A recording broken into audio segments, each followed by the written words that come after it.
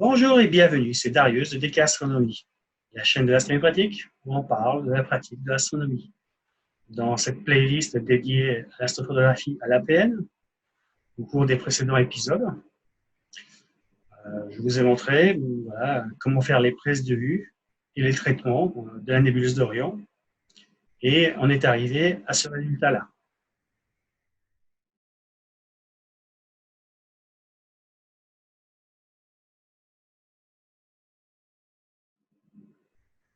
Alors, bien sûr, vous, ce que vous voulez, c'est plutôt apprendre à faire des photos comme celle-là.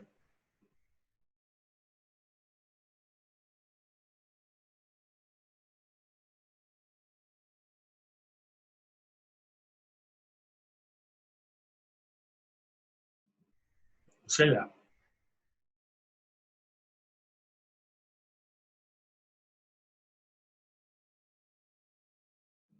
Rassurez-vous, on va y venir. Mais avant de pouvoir faire ce genre de photos, il y a encore quelques étapes à franchir. Et donc aujourd'hui, dans cet épisode, je vais vous expliquer comment faire des photos comme celle-là.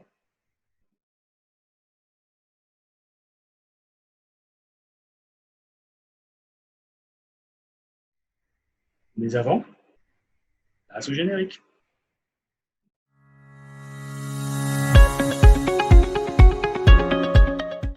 Bon, notre photo, elle a été réalisée avec ça. Donc un APN classique, avec un objectif classique, pas très lumineux. C'est un gros problème, parce qu'il était ouvert à f5.6 et sur trépied. Donc on avait un peu de focale et on sait que voilà, la Terre, elle tourne. Sauf que le trépied, lui, il est fixe. Et donc le problème, c'est que si on fait des pauses trop longues, on aura du filet d'étoiles. Et ça, c'est vraiment moche sur les photos. Sauf si on veut faire une circumpolaire. Et donc pour avoir une belle photo, du coup, il faut plus de signal. Et pour avoir plus de signal, il faut allonger le temps de pause. Et donc, la solution au problème, puisque donc avec ça, on ne pourra pas allonger le temps de pause, la solution, elle est là. Alors bien sûr, ça c'est une monture GoTo, mais voilà, en fait ce qu'il faut, c'est juste une monture qui compense la rotation de la Terre. C'est ce qu'on appelle une monture Star Tracker, qui permet de suivre les étoiles en compensant la rotation de la Terre. Et donc, si on monte cet appareil photo sur cette monture, moyennant voilà, une queue d'aronde,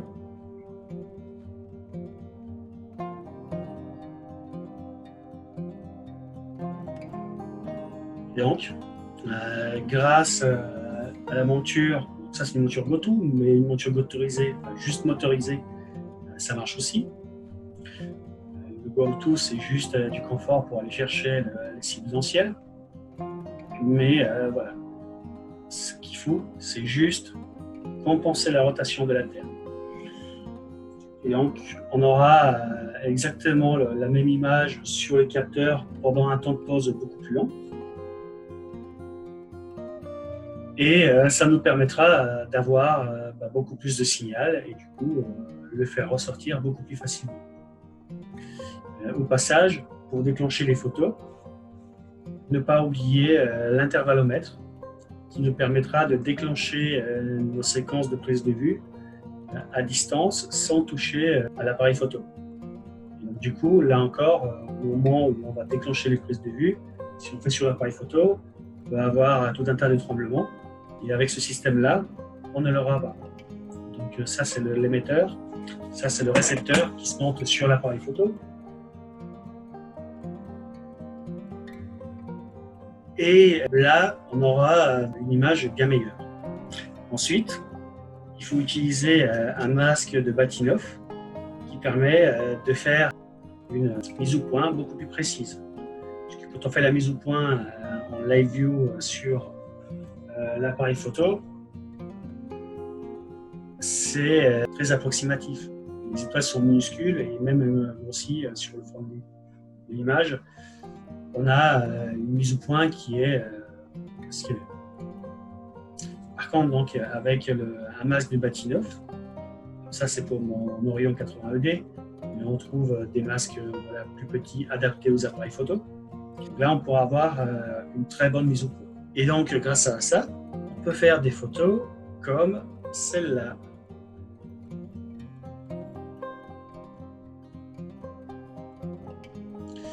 Alors, en août de l'année dernière, j'avais été donc à l'observatoire de Saint-Véran.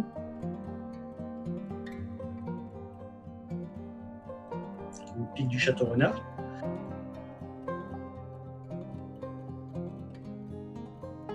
Dans le parc de Colas. Et là-bas, voilà, donc j'avais fait une série de photos de cette façon-là. Donc voilà, c'est le même APN, le même objectif, mais cette fois-ci sur une monture motorisée. Pareil, donc la photo, c'est pas une photo de folie, pour deux raisons. Déjà, à l'est de l'observatoire de Saint-Véran, on trouve la ville de Turin. Et donc, même si à Saint-Véran, on a un ciel qui est vraiment excellent, et ben, à plein est, le ciel est pollué. Et deuxième chose, la nébuleuse d'Orion, c'est une nébuleuse qui se prend en photo en hiver, pas en été. Là, voilà, pour m'amuser, je l'avais fait. Voilà. En fait, pendant la nuit, j'avais fait toute une séance d'astrophoto du ciel profond. Et juste avant le lever du jour, donc là, on a eu la constellation d'Orion qui est apparue. Donc du coup, j'ai sauté sur l'occasion pour faire quelques prises. Et donc maintenant, on va passer du côté du PC pour voilà, regarder à quoi ressemblaient les images brutes, comparées aux brutes qu'on avait ici là, dans l'agglomération lyonnaise. On verra donc également quel était le temps de pause et les ISO, puisque ça aussi ça joue. Après, on verra le traitement pour arriver jusqu'à la photo que je vous ai montrée. Donc c'est parti. Bon, donc c'est parti. Bon, donc ici, voilà, le 24 août 2019, j'étais à Saint-Véran. Et donc voilà à quoi correspondent chacune des brutes. Les images brutes, les lights. Donc on peut voir que chaque image light est bien meilleure que l'image finale qu'on avait eue lors du dernier traitement. Alors bien sûr, il y a du bruit. Il y a un léger filet d'étoiles. À Saint-Véran, il y a du vent. Donc voilà, il y a toujours un petit bouger. Il se peut que la mise en station ne soit pas parfaite. Mais bon, quoi qu'il en soit, voilà. Cette photo-là, elle est plus présentable que la photo qu'on avait réalisée ici dans l'agglomération lyonnaise. Par contre, ce qui a changé, c'est le temps de pause et les ISO. Donc là, si je regarde les paramètres de cette photo, voilà, donc toujours mon Canon EOS 200D. On voit qu'on était ouvert à f5.6, mais on n'était plus sur des pauses de 0,5 secondes, mais sur des pauses de 30 secondes. Et c'est ça qui changeait la donne. Et en plus, donc voilà, au niveau des ISO, on était quand même assez fort. J'étais à 6400 ISO. Et on trouve bien donc notre objectif à 250 mm de focale. Donc, j'avais fait les photos à la fois au format JPEG et au format RAW.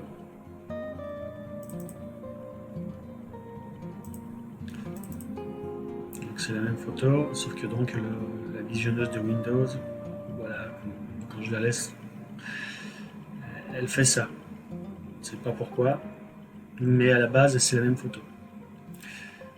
Et donc, si on regarde les paramètres, voilà, 250 mm de focale, exposition manuelle, toujours pour de l'astrophoto. La mise au point, voilà, c'est forcément en manuel et en mode M, parce que les autres modes ne marchent pas. Et donc on retrouve voilà, EOS 200D, 6400 ISO, 30 secondes, f5.6. Donc, je vais retraiter ces photos. Donc voilà, on est bien dans astrophoto à la peine, un Saint-Véron, la date de la prise de vue avec le zoom de 150 mm, et donc on est dans le fichier RAW pour notre nébuleuse d'Orion. Donc, je charge mes lights, mes images, je touche tout, mes darks,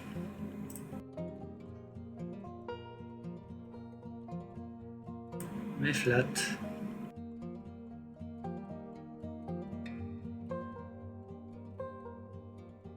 et mes offsets. Je vais pas faire du dark flat. Mais bon, on a vu qu'on a beaucoup de signal, on en a moins besoin, puisqu'on va moins tirer sur les niveaux. Au passage, j'avais là en charge tous les fichiers.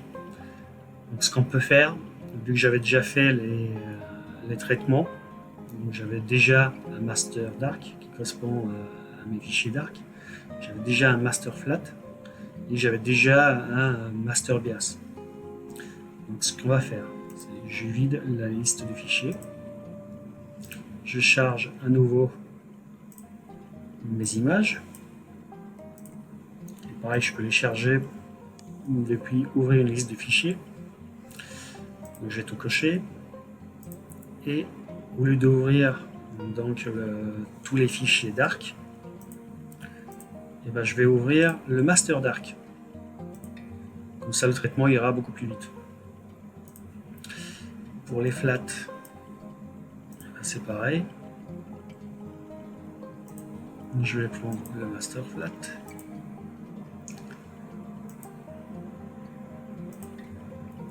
Et idem, on va prendre le master offset. Donc bias, offset, c'est la même chose. Parce qu'on voilà, offset, bias. Alors, on va enregistrer ces images. Donc on ne va pas réenregistrer puisqu'elles ont déjà été enregistrées. Donc en fait l'enregistrement, là si on va quand même le faire. Donc là 2%, le seuil est beaucoup trop faible. Là voilà, si je me mets à 30%, si je fais recalculer les étoiles,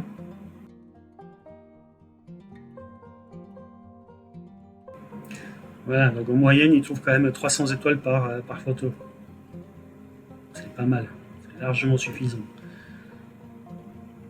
C'est même plus qu'il n'en faut. Je pourrais le mettre plus bas. Enfin, plus bas. En sort de détection. Donc en fait le mettre à 40 ou 50%, on peut en avoir qu'une centaine. Donc l'action, donc on ne va pas enregistrer puisque en fait c'est ce que je viens de faire ici. Et on va juste jeter un œil au niveau des paramètres. Donc l'image, je vais faire du sigma clipping. Donc, tu vois, pour changer, on va faire celui-là, sigma clipping médiane. Et mes darks, voilà, je les laisse tel quel. L'alignement toujours automatique, pas de fichier intermédiaire. Toujours le nettoyage cosmétique pour les pixels chauds et les pixels froids. Et notre fichier autosave en sortie. Donc c'est parti.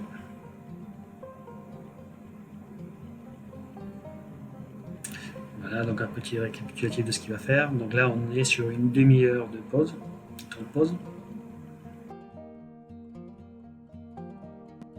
en train d'empiler nos images. Et donc là, vu qu'il y en a pour un quart d'heure, prendre de la lecture et voilà, s'occuper ou aller faire autre chose pendant ce temps-là.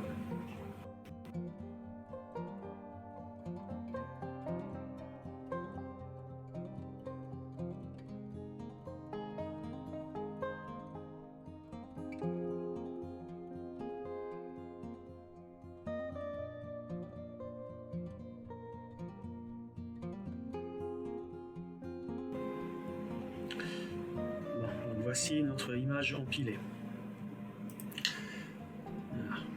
Pour avoir quelque chose de flashy, je vais mettre 20. Et normalement, voilà, 15, c'est suffisant. au niveau de la forme de ma courbe. Donc, toujours un espèce de S. Et pour désaturer au maximum le cœur de la nébuleuse, qui est quand même cramé, mais bon, quand même essayer de le désaturer un peu, voilà, je donne ça un peu cette forme-là. Et donc, il ne reste plus qu'à aligner les 3 couches.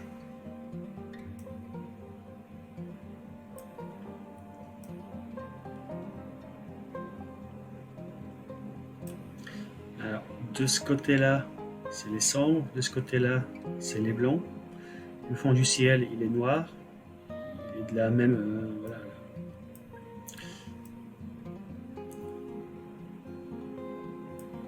il est de la même couleur. Il est uniforme. Donc en fait, ici, on doit aligner complètement à gauche nos 3 courbes.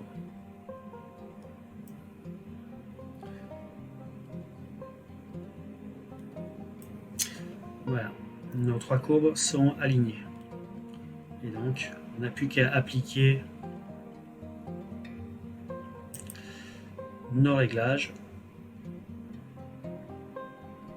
sur notre nébuleuse. Alors, on voit qu'on a un petit peu trop de rouge. Je sélectionne une zone pour que ça aille plus vite. Je vais faire mes peaufinages dans cette zone-là.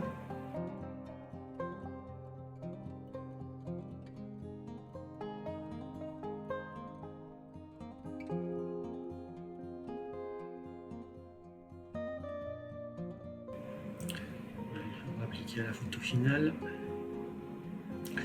Donc évidemment, la colorimétrie, on va la corriger, enfin la balance des blancs, on va la corriger correctement dans le logiciel de traitement. Mais voilà, rien que là, en sortie de DSS, on a déjà une jolie photo regardable. On voit donc parfaitement l'arche, M43, là notre M42. Là c'est une NGC, je crois que c'est 1977 ou 1777. Et donc on a de jolies couleurs, bleu, rouge, vert, enfin voilà. Et si on regarde le fond du ciel, il n'y a pas trop de bruit, puisque c'est quand même ça l'intérêt de l'empilement. Et donc cette image, on va l'enregistrer.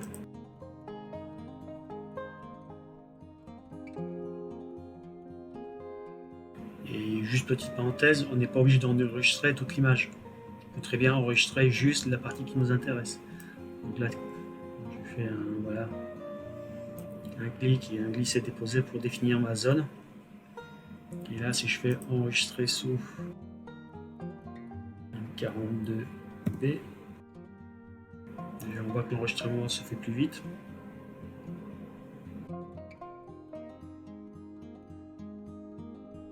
Et donc on retrouve nos 2 images.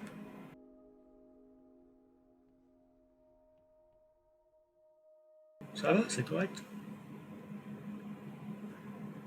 Bon, sur ce, je vous dis ciao.